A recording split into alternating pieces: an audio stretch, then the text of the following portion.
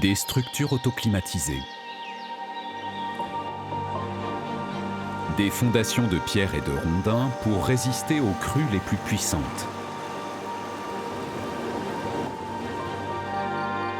Des parvis décorés comme des palais. Des nids géants tissés dans la canopée. Des ouvrages solides, résistants, durables et capables de s'adapter avec une rapidité saisissante aux évolutions de leur environnement. Le monde sauvage possède des secrets de fabrication qui n'ont rien à envier aux talents architecturaux des hommes. Aux quatre coins du monde, chaque jour, ils conçoivent, construisent, décorent et entretiennent d'étonnants ouvrages. Que leur chantier soit le défi d'un jour ou l'œuvre d'une vie, toute cette énergie bâtisseuse a un même objectif: survivre et assurer l'avenir.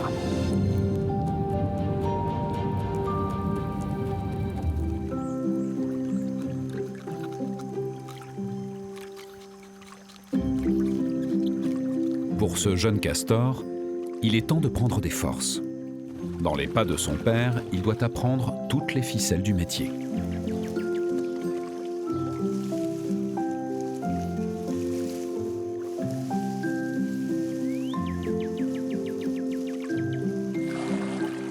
La rivière est calme et le barrage que son père a construit semble solide.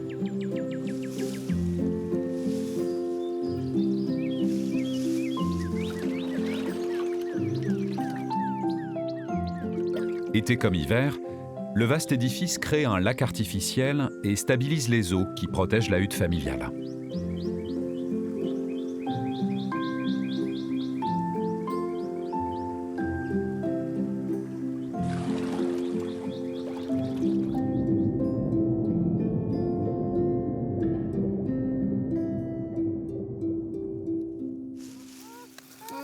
Blottis les uns contre les autres, le jeune castor et sa famille y ont passé l'hiver à l'abri du froid et de la faim.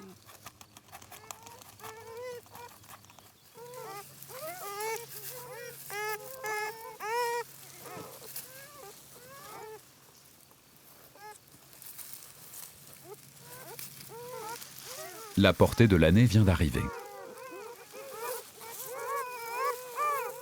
L'adolescent a maintenant du mal à trouver sa place.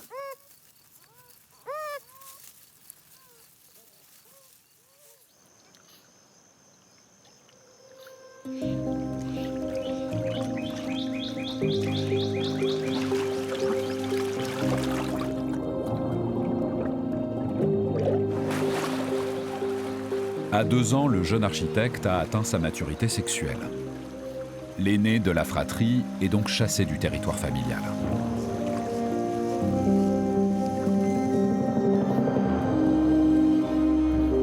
Il est temps pour lui de partir ériger le barrage et la hutte qui abriteront sa propre famille.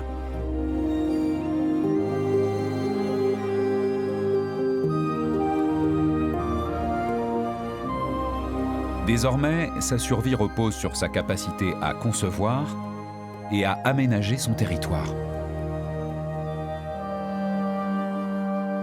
Première étape, trouver le lieu du futur chantier dans cette vaste région.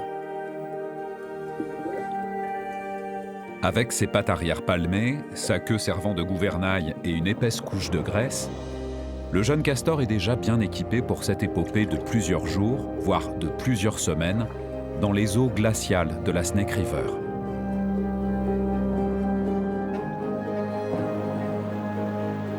Mais malgré ses atouts physiques, il avance en territoire inconnu.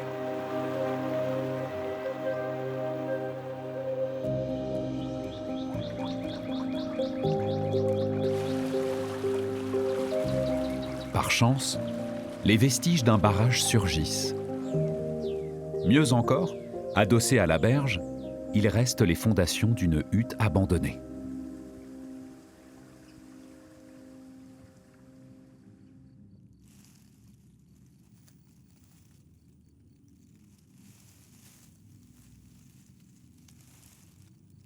La première évaluation est convaincante. Elle offre une base idéale à restaurer. Il n'y a pas de temps à perdre. L'hiver arrivera vite et il y a encore beaucoup à faire.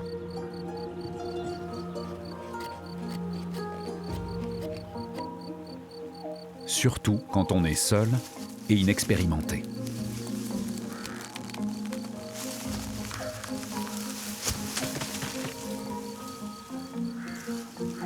Pour autant, il possède déjà tous les outils du parfait charpentier.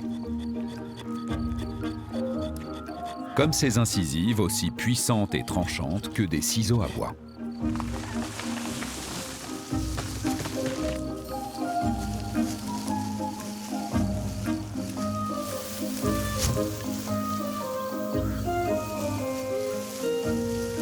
D'habitude, le rongeur est essentiellement nocturne. Mais le sommeil attendra. Priorité au barrage.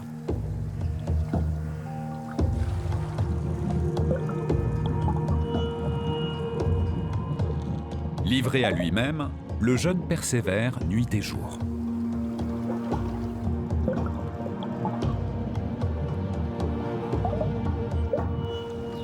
Reproduisant ce qu'il a appris, il essaye d'optimiser les matériaux que lui offre la nature.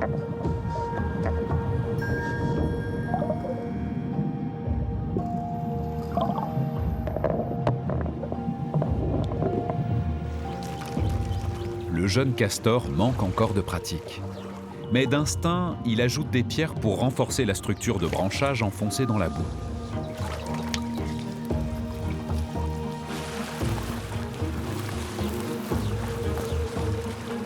L'eau est un milieu exigeant. Et parfois un redoutable adversaire, même pour ce mammifère semi-aquatique.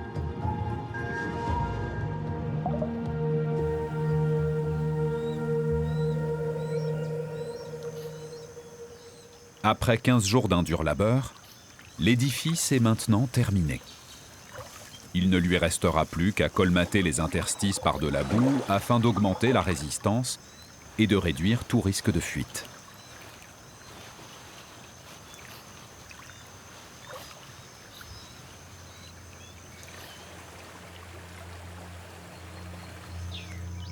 Le jeune castor a appris de son père à décrypter les humeurs de la rivière. Et ce qu'il vient de percevoir, c'est un changement de débit des eaux.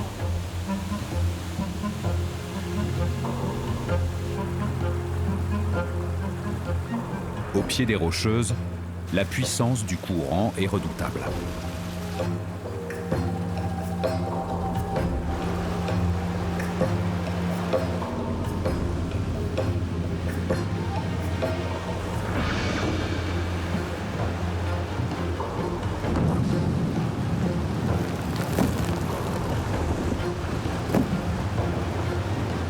Le temps et l'expérience manquent à l'ouvrage. Le barrage cède sans qu'il ne puisse rien y faire.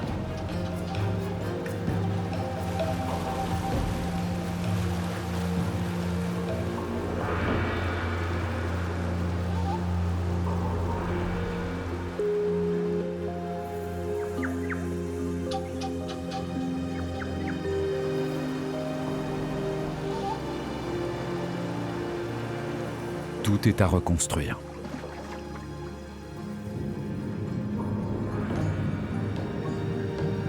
La saison est déjà bien avancée. Dans quelques mois, la neige et la glace commenceront à recouvrir les terres et la rivière. Rebâtir est donc une question de survie qui exclut tout découragement. Surtout quand on doit fonder une famille avant l'hiver.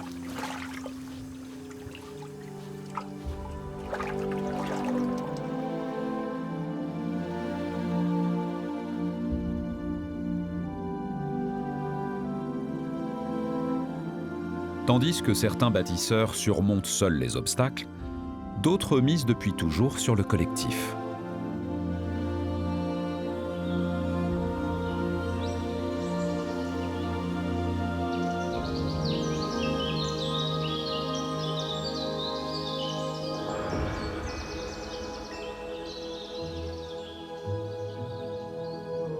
Dans cette étrange dédale de galeries obscures de plus d'1 mètre de haut, tout est étonnamment calme pour un logement de plusieurs centaines de milliers d'habitants.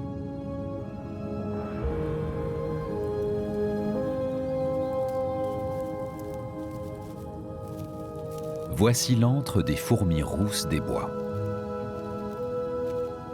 Tandis que la plupart hibernent encore, l'une d'elles s'aventure à l'extérieur.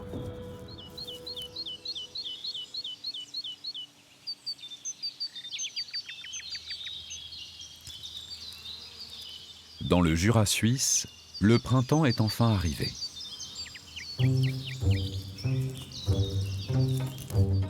Pour le reste de la colonie, il est temps de s'éveiller. Seule la chaleur peut ranimer les corps, car la fourmi est un animal à sang froid, dont la température dépend de son environnement. Les plus proches de la surface se hissent au sommet du dôme, pour un bain de soleil revitalisant.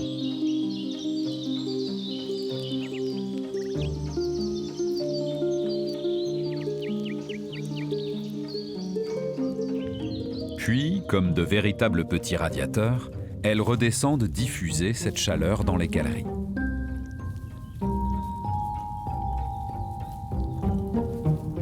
Petit à petit, les milliers d'ouvrières encore engourdies s'animent dans les profondeurs.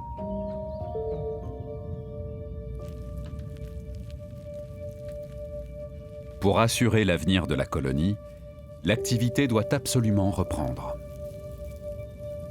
Et l'avenir, c'est elle, la reine.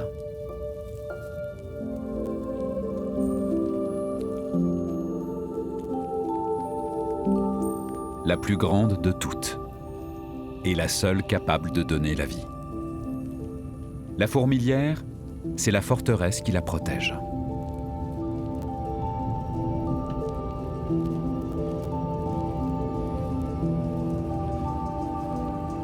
Mais pour garantir les conditions de sa royale mission, la fourmilière doit maintenir une température comprise entre 25 et 30 degrés tout au long de la belle saison.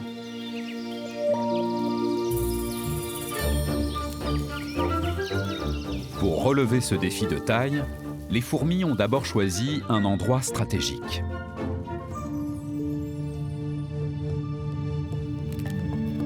La charpente de l'édifice prend appui sur la base d'un épicéa. Ces branches fournissent aussi une protection contre les aléas de la météo. Et tout le matériau nécessaire au chantier.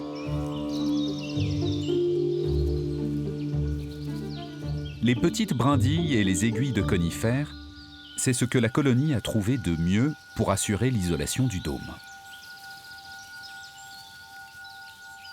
Mais une paroi s'est effondrée pendant l'hiver. Il faut la reconstruire rapidement.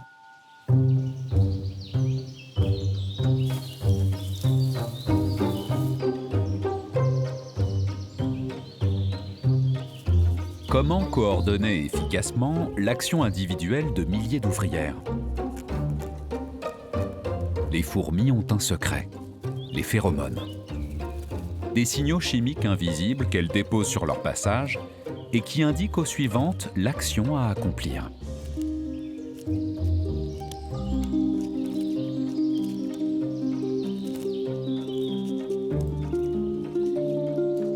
Grâce aux puissants muscles de leurs mandibules, ces fourmis sont capables de creuser, couper et de transporter jusqu'à 100 fois leur poids.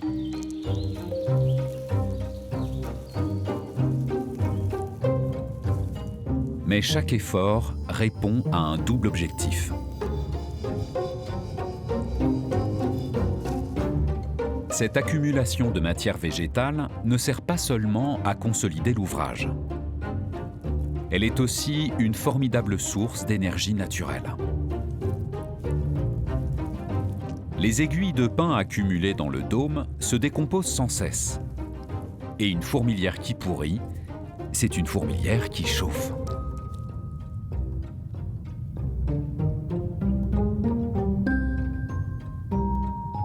Bien avant les hommes, les fourmis ont compris les vertus du compost.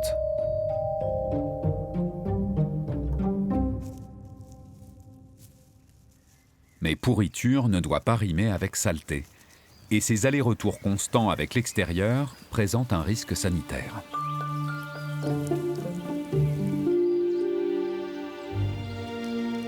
Les ouvrières ont cependant une solution très efficace pour y remédier.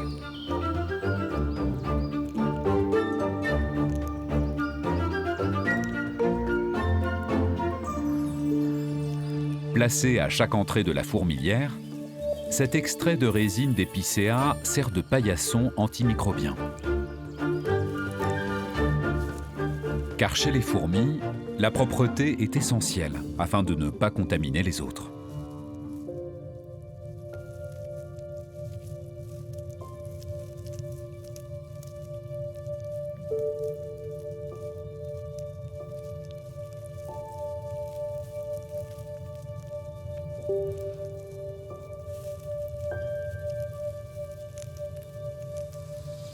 Les humeurs du climat, elles, exigent d'autres solutions.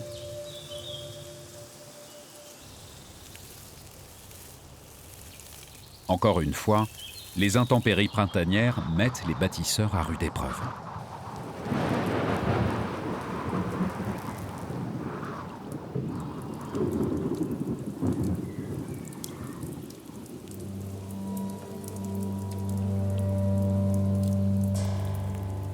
Les fourmis utilisent à nouveau les propriétés naturelles de l'épicéa. À la manière d'un toit de chaume, ces aiguilles imperméabilisent la structure.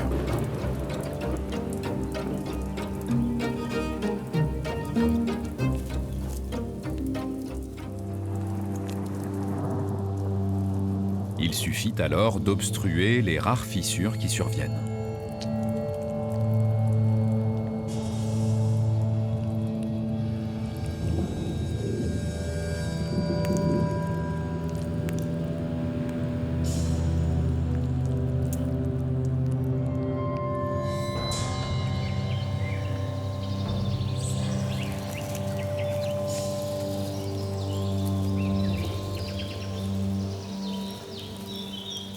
Alors que sur le dôme, la frénésie des ouvrières se poursuit, dans les profondeurs de la fourmilière, un événement se prépare.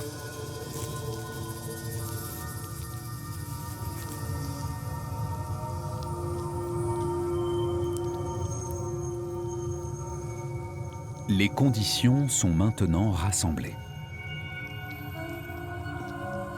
Et pour la reine, la ponte peut commencer.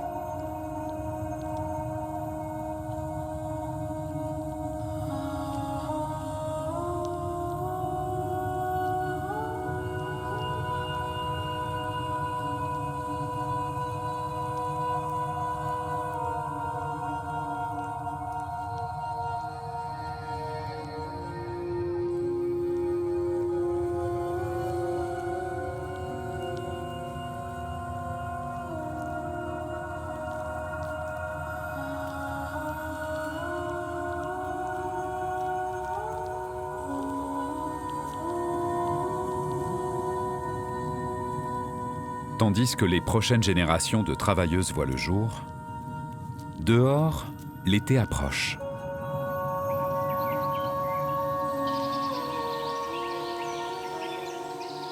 Et la chaleur, vitale pour le couvain fraîchement pondu, pourrait devenir meurtrière, obligeant les fourmis à se surpasser dans leur quête de solutions.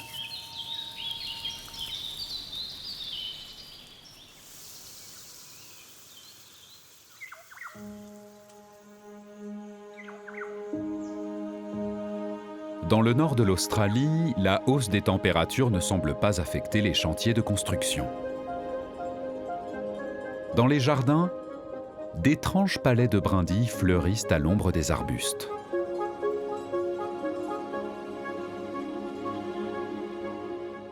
Sur leur parvis, des fragments divers et colorés s'accumulent.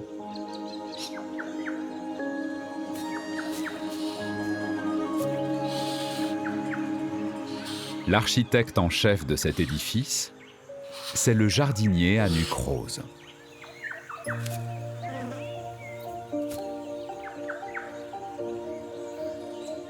Brindille par brindille, l'oiseau bâtit le berceau nuptial qui servira de théâtre à ses accouplements. Une structure complexe et parfaitement proportionnée. Avec une allée centrale protégée par un toit et soigneusement tapissée au sol.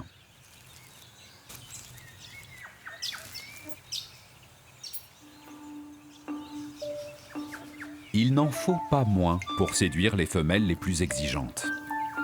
Du haut de son arbre, elle compare l'évolution des chantiers. Car il n'y a pas qu'un seul concurrent.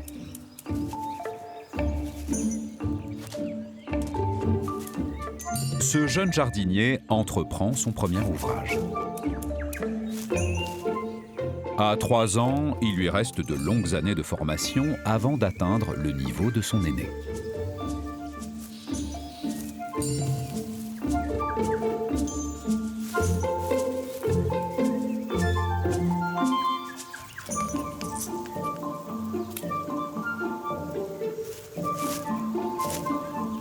À quelques pas de là, un autre concurrent attaque déjà les finitions.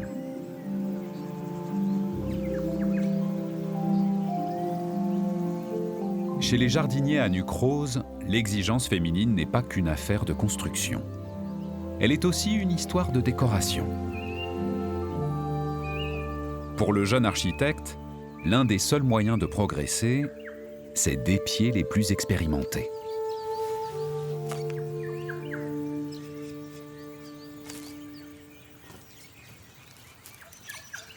Ce voisin plus âgé rassemble une matière décorative haute en couleurs et parfaitement harmonieuse. Mais ces oiseaux ne voient pas les couleurs.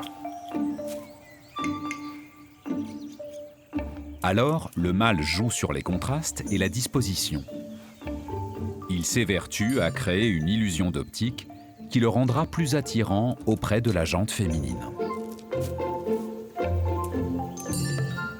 Les bâtisseurs du monde sauvage s'adaptent à toutes les évolutions.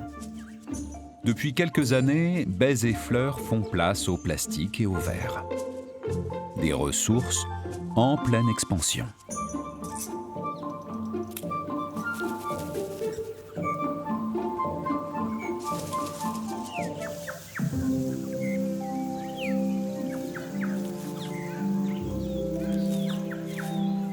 Pour le jeune, la route est encore bien longue. Les fondations de son berceau sont à peine posées. Mais tout défi se doit d'être relevé. Il en va de sa lignée et de l'avenir des jardiniers à nuque rose.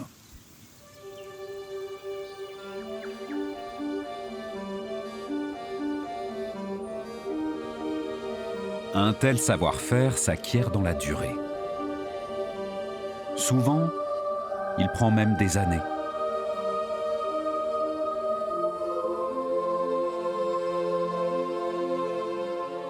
Au fond de la vallée d'Issa, au cœur de la Tanzanie, les arbres révèlent chaque matin d'étranges constructions animales. Quel immense oiseau conçoit de tels ouvrages ?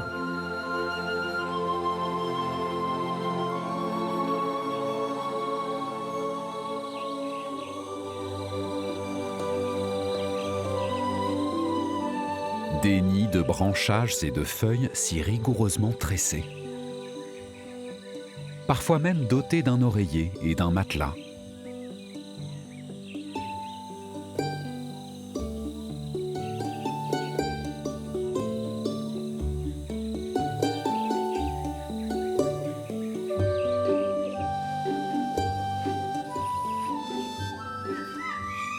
Voici l'un de ces architectes.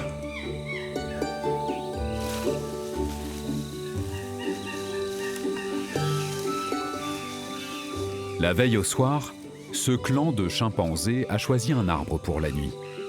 Et chacun y a bâti son nid.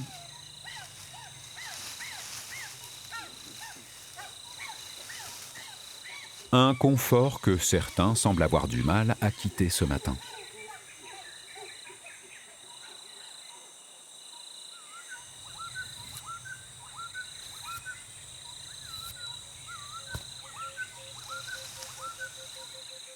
19 000 nids. C'est en moyenne ce que ce jeune chimpanzé devra bâtir tout au long de sa vie. Pour l'instant, il passe encore ses nuits dans les bras de sa mère.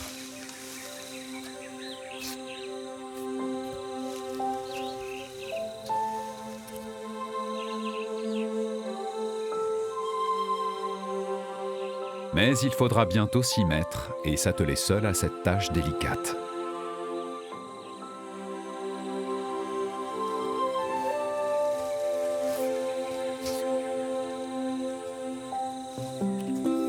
Pour l'heure, l'activité est à l'exploration et au petit déjeuner.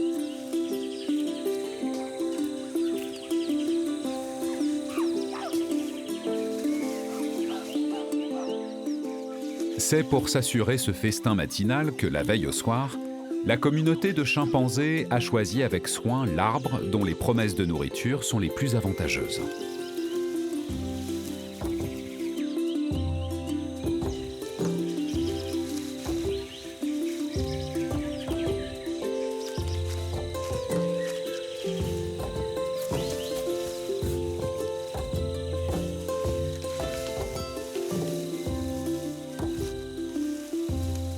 L'objectif quotidien est d'abord d'assurer le repas de chacun. Une grande partie du temps y est consacrée.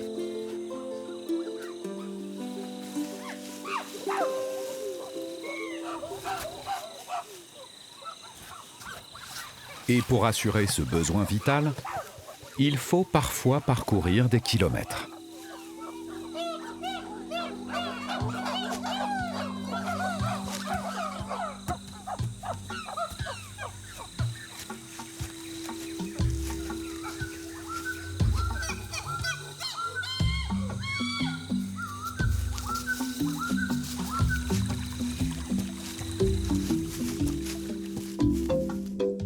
Comme leurs congénères, les membres de ce groupe vivent en communauté. C'est une nécessité pour bénéficier de l'expérience des aînés. Le groupe s'aventure même souvent jusqu'à la partie sèche de la forêt. Les adultes avancent vite et pas question de rester à la traîne, même quand on est petit.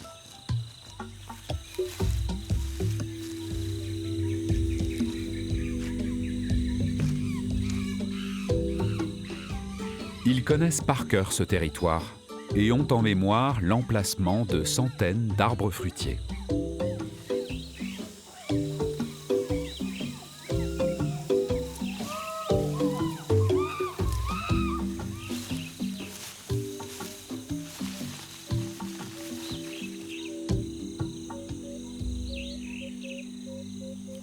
La présence de ces nids desséchés confirme que l'arbre a déjà fait l'objet d'un festin matinal il y a quelques mois.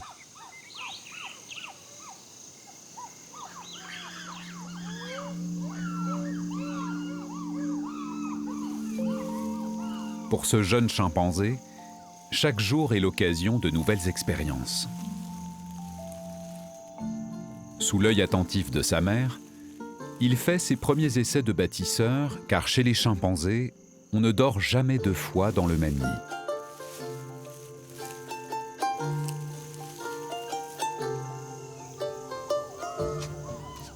Pour l'heure, la sieste se fera encore dans les bras maternels.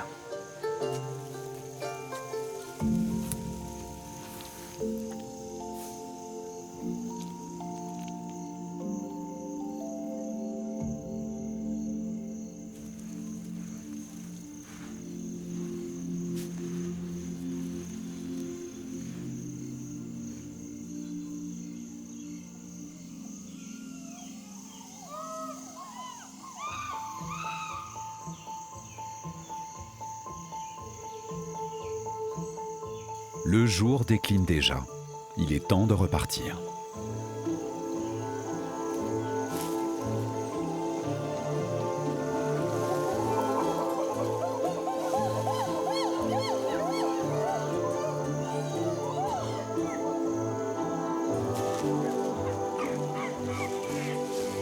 Il est surtout temps d'identifier le lieu où il fera bon passer la nuit. Car sous ces latitudes, le soleil se couche tôt.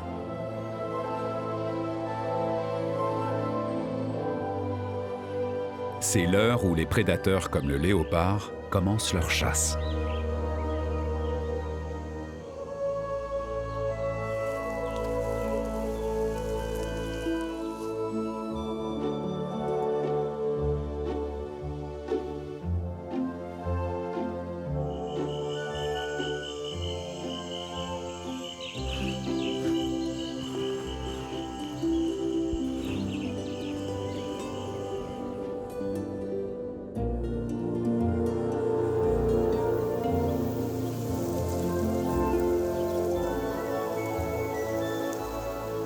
Ce gigantesque figuier offre de belles ressources pour satisfaire les appétits du lendemain. De plus, les arbres environnants sont parfaitement adaptés pour les nids de cette nuit.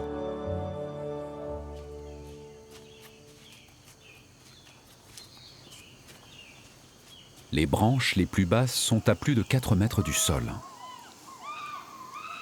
Et celles plus en hauteur ont la taille idéale. Elles peuvent supporter son poids, mais pas celui d'un léopard.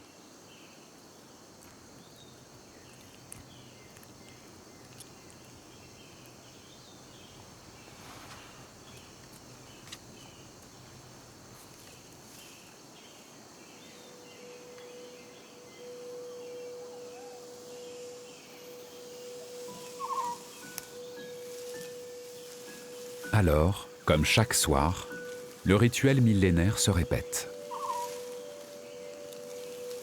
Le geste est sûr, fort de centaines d'heures de pratique qui lui ont appris à maîtriser la résistance des branches, à les plier, à les casser au bon endroit et à les tresser sans défaire l'ouvrage.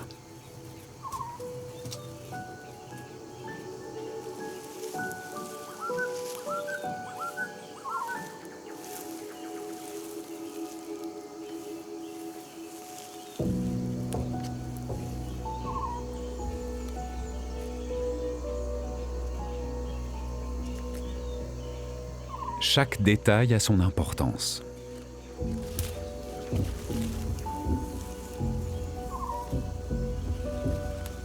Pour le jeune architecte du sommeil, la leçon est précieuse, mais l'art est difficile à maîtriser.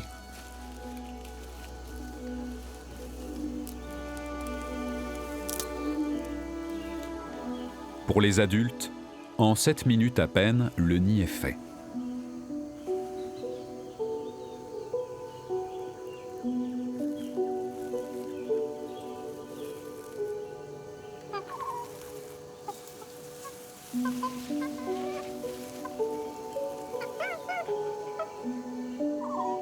Pour l'heure, la meilleure solution semble encore une fois être le nid maternel. Nulle dépense d'énergie n'est vaine. Quel effort quotidien, mais quel bénéfice en retour.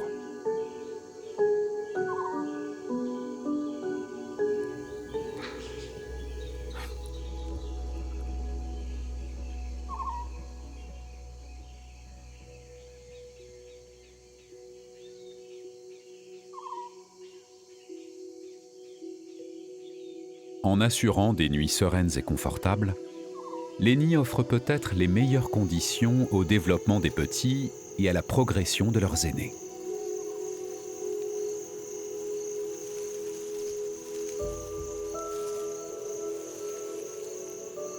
Le sommeil, on le sait, est essentiel à la consolidation de la mémoire et des connaissances. Construire a probablement donné aux chimpanzés des avantages décisifs au cours de l'évolution.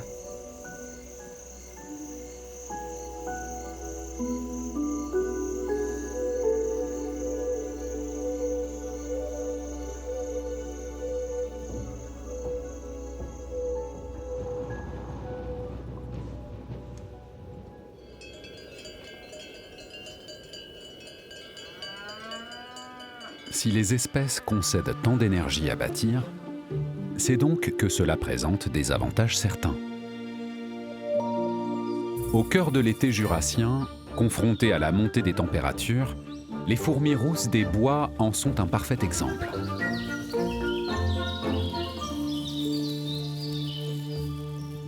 La restauration du dôme entamée au printemps est achevée. La fourmilière est prête à faire face aux chaleurs estivales qui l'attendent. Les ouvrières en profitent pour prendre des forces.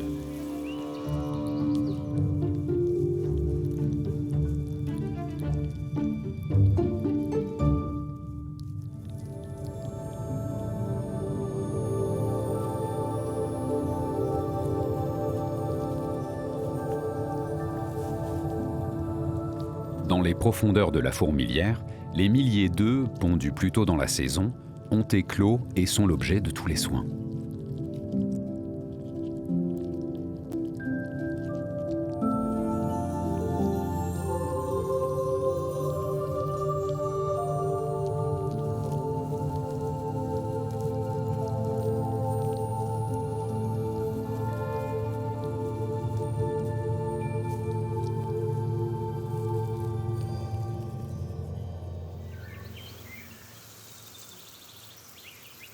Mais depuis le matin, un soleil d'une intensité inhabituelle inonde la forêt.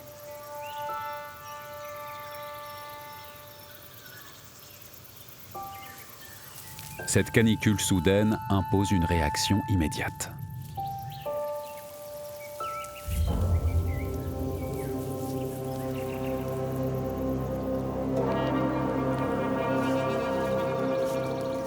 Agglutinées aux entrées, les ouvrières obstruent avec soin les ouvertures trop exposées.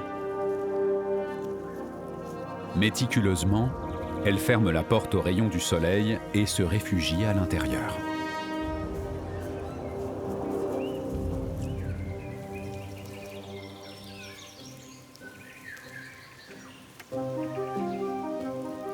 Sur le côté ombragé du dôme, les fourmis ouvrent des brèches et laissent entrer l'air.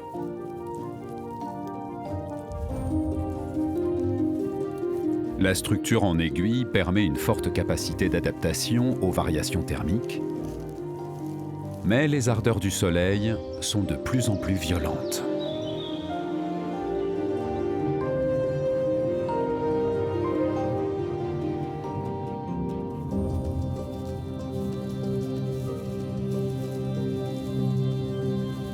Les cocons, les nymphes et la reine doivent être protégés. C'est le grand déménagement.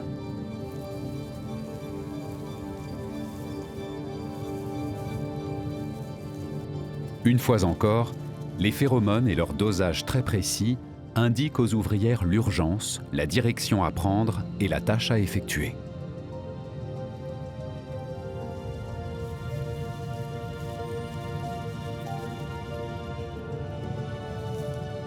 Les zones inférieures sont restées plus fraîches. C'est là que le couvain a été déplacé. L'édifice a parfaitement rempli son rôle, la climatisation. De façon entièrement naturelle, la fourmilière sait relever ce défi technologique.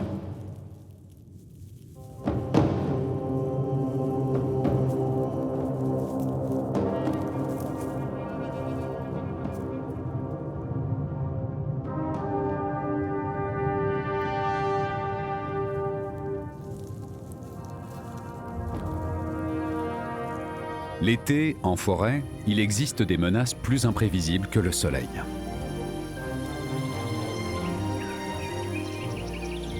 Là encore, la structure révèle ses trésors d'ingéniosité. Une zone est dédiée à la surveillance et à la riposte immédiate à toute intrusion hostile.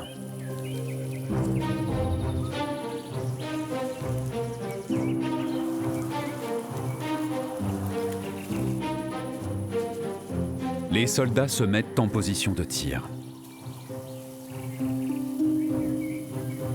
Leur puissant jet d'acide formique devrait calmer l'ennemi pour un moment.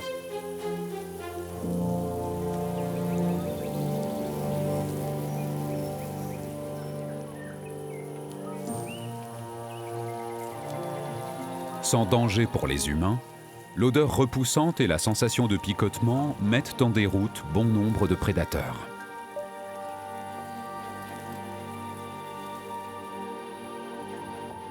Sur les pentes jurassiennes, la remarquable conception de cette fourmilière permet à la colonie de survivre depuis des décennies.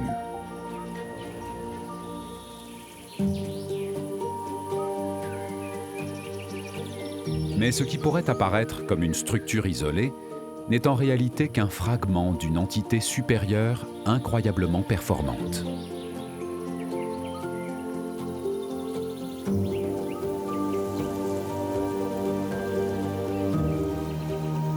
Ici, les fourmis rousses des bois sont organisées en une supercolonie qui regroupe, sur 70 hectares de forêt, environ 1200 fourmilières et plus de 200 millions de travailleuses, toutes en synergie les unes avec les autres.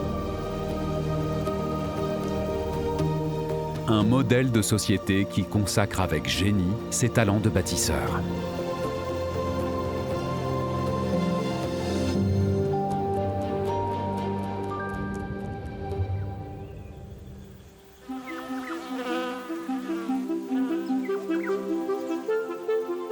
En Australie, la saison des amours bat son plein. Tandis que la plupart des habitants du lieu ont déjà trouvé leur partenaire, sous les arbustes, nos mâles jardiniers s'activent encore intensément.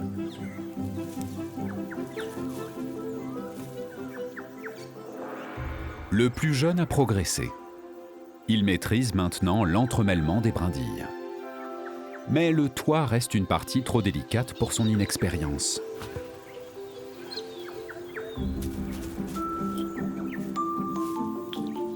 La décoration pourrait pallier cette faiblesse. Et ce jardin regorge de trésors.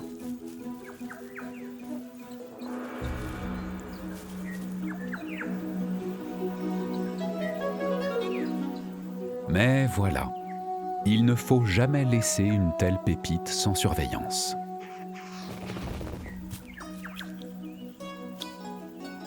Le vol d'accessoires fait partie de la compétition. Et cette coquille s'inscrit parfaitement dans la décoration de cet autre mâle plus âgé. Le voilà maintenant avec une allée parfaite pour attirer la femelle en son sein et pour mettre en valeur sa physionomie et sa parade à venir.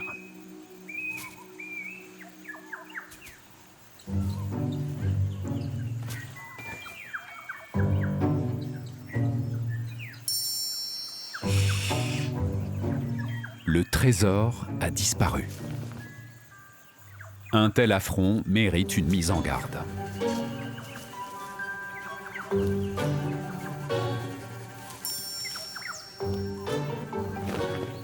Les représailles juvéniles restent timides. Mais l'emplacement de chaque brindille compte. Pour un oiseau plus âgé, cette intrusion est donc intolérable.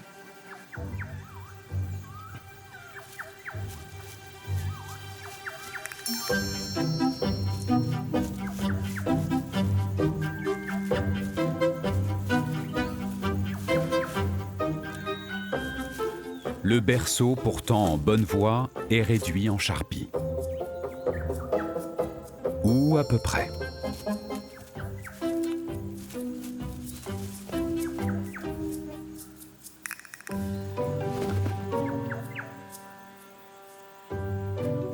Pour couronner le tout, la femelle choisit cet instant pour faire le tour des prétendants. Autant dire que pour le jeune, la bataille est perdue d'avance.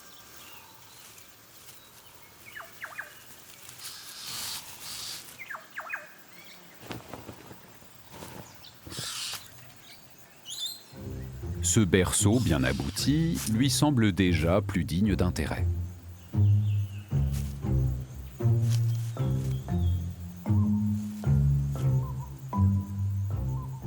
C'est le moment pour l'auteur de l'édifice d'abattre ses meilleurs atouts chorégraphiques et sonores.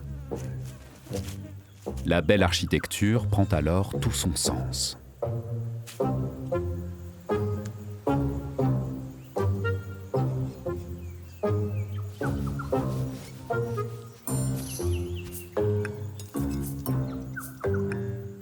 La femelle, au centre de la scène, devient la spectatrice d'un numéro unique, déployé à 360 degrés.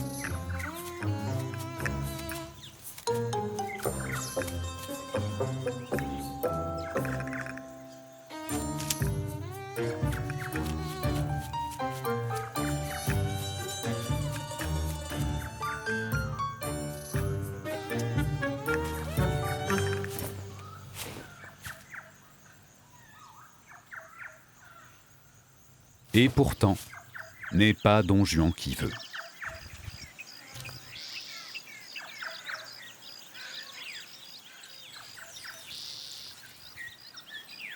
En matière de séduction, bâtir et se pavaner n'est pas toujours suffisant. Encore faut-il le faire avec suffisamment de délicatesse.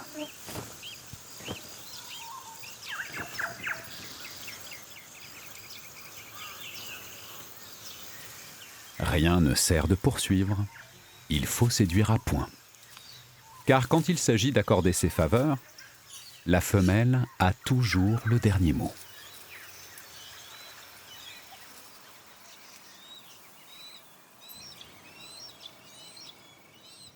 La nécessité de séduire pour se reproduire amène souvent les animaux à se surpasser. Dans le Wyoming, le jeune castor a travaillé tout l'été.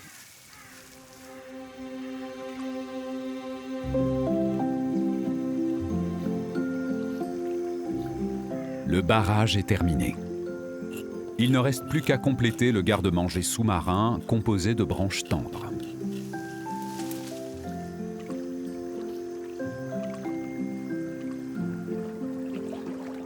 Directement reliée à la hutte par une entrée sous la surface, cette partie de l'édifice est indispensable pour survivre aux 7 longs mois d'hiver à venir.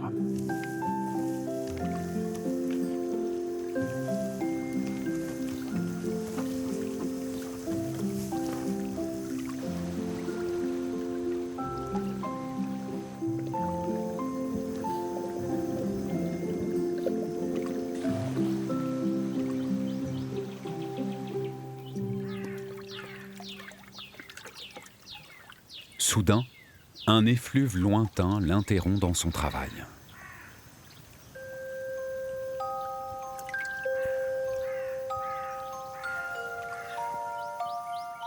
Son odorat ne le trompe pas.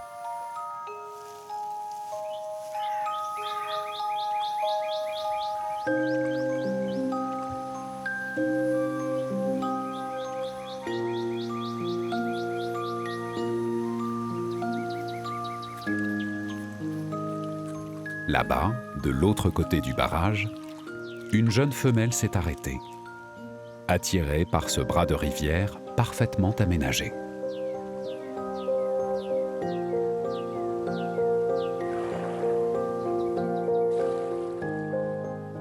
Pour celle dont le choix de partenaire sera celui d'une vie, ce point est essentiel.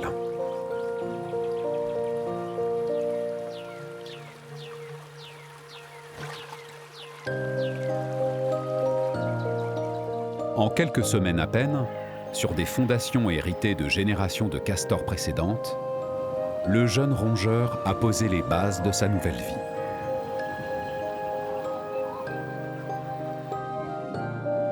Il a reproduit ce qu'il avait observé de son père et trouvé les gestes pour mener en un temps record son chantier titanesque.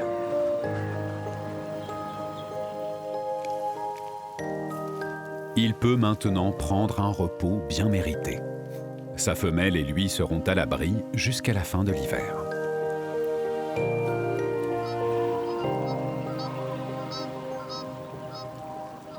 C'est au printemps suivant, quand débute la fonte des neiges, que se mesure toute l'efficacité de ce savoir-faire ancestral.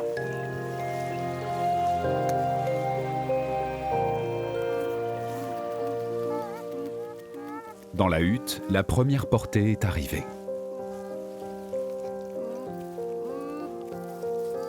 Nourris, logés et protégés par cet ingénieux ouvrage, les petits marchent déjà sur les traces de leur père.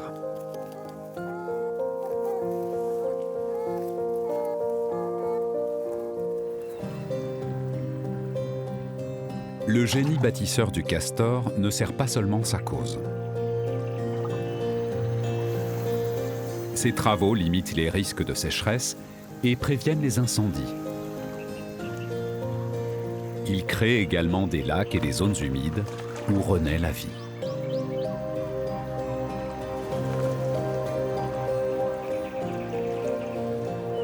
À l'image des castors, les bâtisseurs de la nature ont inventé une gestion durable des territoires qui force l'admiration.